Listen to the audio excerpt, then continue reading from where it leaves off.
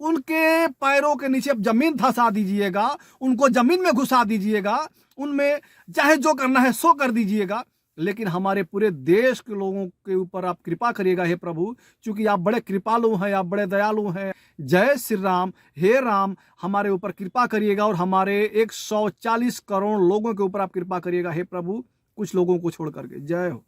नमस्कार साथियों, मैं हूं कमलेश और आप देख रहे हैं आधुनिक भारत। साथियों, आज 23 तारीख है। कल 22 जनवरी 2024 को हमारे देश के सबसे बड़े मंदिर नहीं बल्कि विश्व के सबसे बड़े मंदिर अयोध्या का राम मंदिर में कल मर्यादा पुरुषोत्तम श्री रामचंद्र जी का एक भारी राजनीति के साथ प्राण प्रतिष्ठा कर दिया गया। जी हां, भारी राजनीति के साथ प्राण प्रतिष्ठा कर दिया गया। आप लोग कहेंगे कि भारी राजनीति क्यों कह रहे हैं आप, तो बहुत भारी राजनीति इसमें हुई है, की गई है, जानबूझकर भी की गई है। और राजनीति इस प्रकार से की गई है कि अपने पीछे की सारी परंपराओं को भूल करके, अपने धर्म को भूल करके, अपने शास्त्र को भूल करके, अपने गुरुओं को भूल करके, अपने पुरखों के बनाए हुए नियम और कानून को भूल करके बहुत सारे कार्य किए गए और शास्त्र के खिलाफ अधूरे राम मंदिर में प्राण प्रतिष्ठा कर दिया गया उस मर्यादा पुरुषोत्तम श्री रामचंद्र जी का, जो मर्यादा पुरुषोत्तम श्री राम के नाम से हमारे देश का नाम पूरे दुनिया में जाना जाता है। ऐसे मर्यादा पुरुषोत्तम श्री रामचंद्र जी का प्राण प्रतिष्ठा एक राजनीति को लेकर के कुछ तुच्छ मानसिकता के लोग उस मर्यादा पुरुषोत्तम श्री राम का प्राण प्रतिष्ठा कर दिए। सिर्फ अपनी कुछ राजनीति के चक्कर में, कुछ लोगों को अपना बनाने के चक्कर में, कुछ लोगों को अपनी ताकत दिखाने के चक्कर में, अपने आप को सबसे बड़ा दिखाने में, और कुछ लोगों को हताश करने में, और कुछ लोगों को समझाने के चक्कर में ये सारा राजनीति यहां पे किया गया। आपको बता दें कि हम सभी को पता है, आप सभी को पता है कि इस अयोध्या राम मंदिर को लेकर के आज 3-4 महीने से जो माहौल बनाया गया था, जो माहौल बन रहा था भारतीय जनता पार्टी की ओर से, जो माहौल बनाया जा रहा था, और उसके बाद जो उनकी गोदी मीडिया है, तो गोदी मीडिया ने तो हद ही कर दिया था। देश के सारे मुद्दे एक साइड, जिससे कोई मतलब ही नहीं था, और अकेला एक राम मंदिर का जो मुद्दा था पूरे मीडिया पे चल रहा था।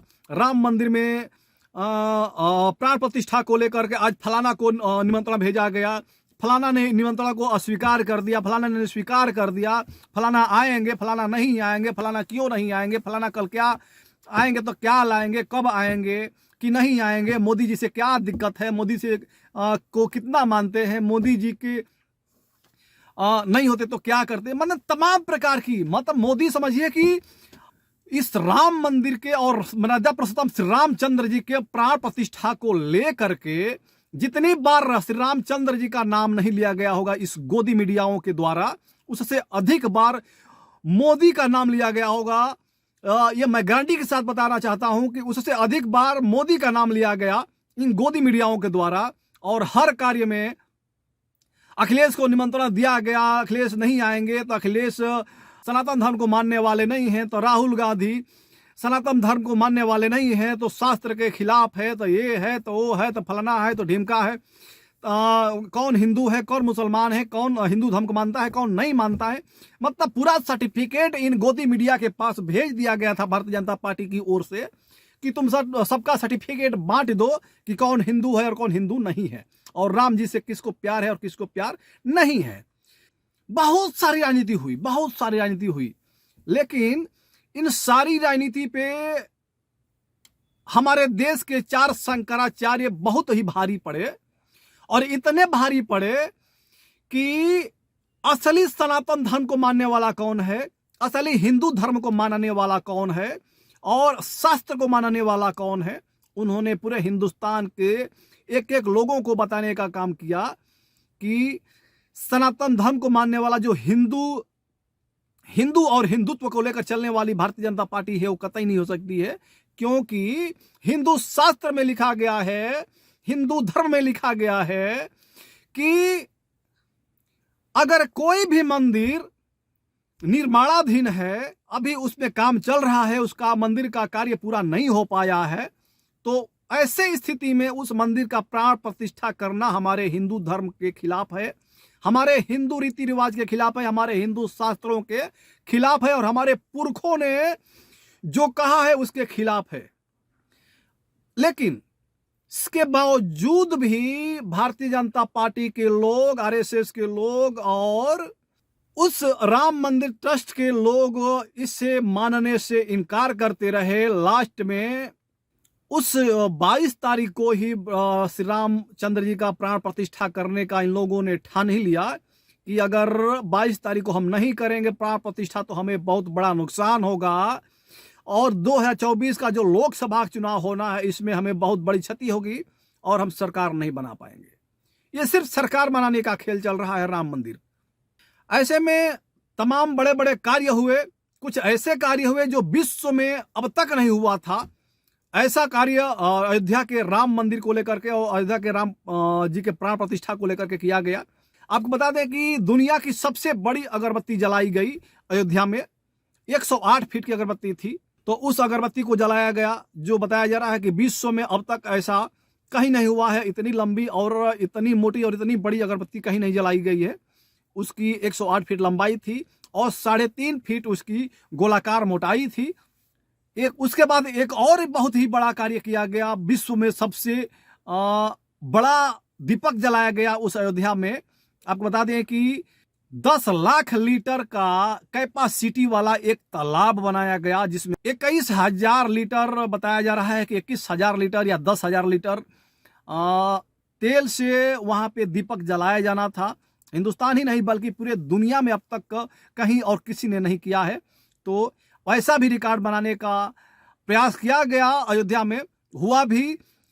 125 किलो की रुई का एक बाती बनाया गया और उस तालाब में डाला गया उस बाती को, और बाती को डाल करके उसके बाद दीप प्रज्वल कर दिया गया। दीप जलाने के बाद भी उस तालाब में घुस करके लोग उस पे घी और तेल डालते हुए दिखाई दिए। उसकी लागत 750 लाख रुपए थी उस दीपक की कीमत। लेकिन हुआ क्या, जिस प्रकार से शंकराचार्यों ने कहा कि अगर अधूरे राम मंदिर में प्राण प्रतिष्ठा किया गया तो हमारे देश में बहुत बड़ी अनहोनी हो सकती है, बहुत बड़ा प्रलय आ सकता है, और जिस शक्ति को हम स्थापित करना चाह रहे हैं उस मंदिर में, वह शक्ति वहां पर स्थापित न होकर के किसी असुर की साया आ जाएगी, वहां पे हमारी दैविक शक्तियां नहीं रह पाएंगी। ऐसा हिंदू शास्त्र कहता है, हिंदू धर्म के शास्त्रों का ये कहना है। लेकिन इन सब बातों को दरकिनार करते हुए लोगों ने यह कह दिया, भारतीय जनता पार्टी के लोगों ने यह कह दिया, अगर ऐसा भी होगा तो हमारे देश के माननीय प्रधानमंत्री नरेंद्र मोदी जी लगातार 11 दिनों से व्रत कर रहे हैं, एक अनुष्ठान कर रहे हैं, और 11 दिन व्रत करने के बाद कोई कितना भी बड़ा बाधा हो वह कट जाएगा। लेकिन क्या वह बाधा कटा? बाधा कटा भी नहीं और बाधा टला भी नहीं। बाधाएं आई उस राम मंदिर में, उस राम मंदिर के प्राण प्रतिष्ठा करने में और श्री रामचंद्र जी के प्राण प्रतिष्ठा करने में। आपको बता दें कि बाधाएं कहां कहां आई। पहली बाधा जो 7.5 करोड़ रुपए का दीपक जलाया जा रहा था, शाम को दीपक जलाया गया। आप देख सकते हैं कितनी भारी संख्या में लोग वहां पे दीपक जला रहे हैं और जय श्री राम के नारे लगा रहे हैं, और कई हजार मीडिया के लोग वहां पे माइक और मोबाइल और कैमरा लेकर के उसका कवरेज कर रहे हैं। और दीप जलाने के कुछ ही घंटों बाद उस दीपक में, उस तालाब में एक भीषण आग लग जाती है। जितना तेल उसमें डाला गया था सारा तेल जल करके खाक हो जाता है। आपको बता दें कि वहां पे एक पौवा भी तेल नहीं बचता है और पूरे तालाब में सिर्फ राख ही राख दिखता है। लेकिन उस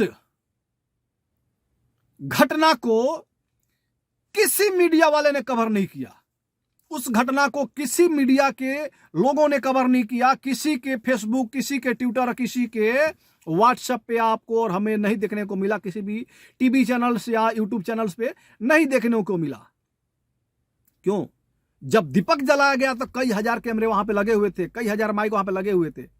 लेकिन मात्र 4-5 घंटे बाद ही जब वहां पे इस प्रकार की आग लगी, जिसकी लपक आपको बता दें कि कम से कम 100-200 मीटर ऊपर तक, 100-200 फीट ऊपर तक गई थी। वहां पे एक पेड़ भी आपको दिख रहा होगा, पेड़ में आग लगी, पेड़ भी झुलस गया है, पेड़ की सारी पत्तियां झुलस गई हैं। और ये महज अयोध्या राम मंदिर के प्राण प्रतिष्ठा होने से सिर्फ एक दिन पहले की बात है, 21 तारीख को बात है, ये 21 तारीख की रात की यह बात है। लेकिन किसी ने, मीडिया वाले ने नहीं दिखाया। उस मोदी को, उस योगी को और तमाम उस राम मंदिर के प्राण प्रतिष्ठा करने वाले जितने लोग हैं, सभी को जब यह पता हो गया कि हमारे दुनिया की सबसे बड़ी जो दीपक जलाई जा रही है अयोध्या में, उसमें आग लग चुकी है, उसके बावजूद भी इन लोगों का कलेजा नहीं पसजा और इन्होंने उसके बावजूद भी एक दिन बाद 22 तारीख को प्राण प्रतिष्ठा करने का ही ठाना किया भी। और आपको बता दें कि जिस समय प्राण प्रतिष्ठा हुआ श्री रामचंद्र जी का अयोध्या के उस भव्य राम मंदिर में, उसके महज 10 घंटे बाद हमारा देश हिल गया। आपको बता दें कि 10 घंटे बाद दिल्ली के आसपास कई सारी जगहों पे भारी भूकंप के झटके आए। 7.2 का जो एक रेशियो होता है, 7.2 के तीव्रता से देश में भूकंप आया और दिल्ली एनसीआर के तमाम जगह हिल गए। हरियाणा, पंजाब, दिल्ली, नोएडा, गाजियाबाद, तमाम जो शहरें हैं वो हिल गई। तो इसे क्या कहेंगे? क्या भगवान नाराज हो गए ऐसे प्राण प्रतिष्ठा से, जो हिंदू शास्त्रों के खिलाफ किया गया, जो हिंदू धर्म के खिलाफ किया गया, जो लगातार शंकराचार्यों के द्वारा बताया जा रहा है कि यह राम मंदिर का प्राण प्रतिष्ठा करना हमारे लिए बहुत बड़ा क्षति होगा, ये सही नहीं होगा, इसमें असुरों का वास होगा, इसमें जिस दैविक शक्ति के लिए, जिस राम के लिए हम प्राण प्रतिष्ठा कर रहे हैं, उस राम का प्राण प्रतिष्ठा नहीं होगा, बल्कि किसी असुर का, किसी भूत प्रेत आत्मा का वहां पे प्रतिष्ठा हो सकता है। तो क्या ऐसा ही तो नहीं हो गया जो 10 घंटे ही नहीं बीते और भूकंप आ गया? बहुत बड़ा सवाल है, बहुत बड़ा सवाल है। और हम तो उस मर्यादा पुरुषोत्तम श्री राम से करबद्ध प्रार्थना करते हैं कि हे प्रभु, अगर आप हमारे देश के तमाम लोगों से अगर नाखुश होंगे तो कहीं ना कहीं आप क्षमा करिएगा। पूरे देशवासियों का इसमें कोई कसूर नहीं है। पूरे देश के लोग इस समय अंधभक्ति में चूर हो गए हैं। दोष तो सिर्फ कुछ लोगों का है। अगर हे प्रभु किसी प्रकार की अगर कोई अनहोनी करना हो, कोई अनहोनी अगर लाना हो इस देश में, इस हमारे समाज में, तो हम आपसे आग्रह करेंगे, निवेदन करेंगे, वंदन करेंगे और लाख लाख बार आपका चरण वंदन करेंगे कि हे प्रभु सिर्फ सीमित रखिएगा उस चीज को, और उतना ही रखिएगा कि जिन लोगों ने इस चीज का अगुवाई किया था उनके पैरों के नीचे जमीन धंसा दीजिएगा, उनको जमीन में घुसा दीजिएगा, उनमें चाहे जो करना है सो कर दीजिएगा। लेकिन हमारे पूरे देश के लोगों के ऊपर आप कृपा करिएगा हे प्रभु, क्योंकि आप बड़े कृपालु हैं, आप बड़े दयालु हैं, आप हम सबके भगवान हैं। आप ही के तो दिखाए हुए रास्ते पे हम सब चलते हैं, लेकिन कुछ चंद लोगों के चक्कर में, कुछ चंद लोगों के बहकावे में आकर के हमारे समाज के लोग, हमारे हिंदू धर्म और पूरे देश के सभी धर्मों के लोग इस समय अपने आप को भूल गए हैं और अपने बुजुर्गों के बताए हुए रास्ते को भूल गए हैं, हम अपने शास्त्र को भूल गए हैं, हम अपने धर्म के रीति रिवाजों को भूल करके उन कुछ चंद पाखंडियों के पीछे पड़े हुए हैं। आप क्षमा करना। आपके बाद से हम चाहेंगे कि हमारे देश के लोग इस प्रकार की भूल ना करें, और इसके बाद जो प्रलय होने वाला है इससे आप हमें बचा लीजिए हे प्रभु। सिर्फ उसे ही आप टारगेट करिएगा जो आपके धर्म के खिलाफ गया है, जो आपके शास्त्र के खिलाफ गया है, जो आपके रीति रिवाजों के खिलाफ गया है। आप उसे ही सिर्फ ये दुर्दशा करिएगा, ये दुर्दिन दिखाइएगा। बाकी हमारे 140 करोड़ लोगों का इसमें कोई कसूर नहीं है, सब लोग निर्दोष हैं प्रभु। सिर्फ कुछ चंद बहकावे में आ गए हैं, कुछ चंद पखंडियों के बहकावे में आकर के ऐसा कर्म किए हैं और सिर्फ जय जयकार ही तो किए हैं, बस आपके नाम का जाप किए हैं प्रभु। जय श्री राम, जय श्री राम। हम आपका एक बार फिर से प्रार्थना करते हैं। इसी के साथ हम इस वीडियो को खत्म करना चाहेंगे। जय श्री राम। हे राम, हमारे ऊपर कृपा करिएगा और हमारे 140 करोड़ लोगों के ऊपर आप कृपा करिएगा हे प्रभु, कुछ लोगों को छोड़ करके। जय हो।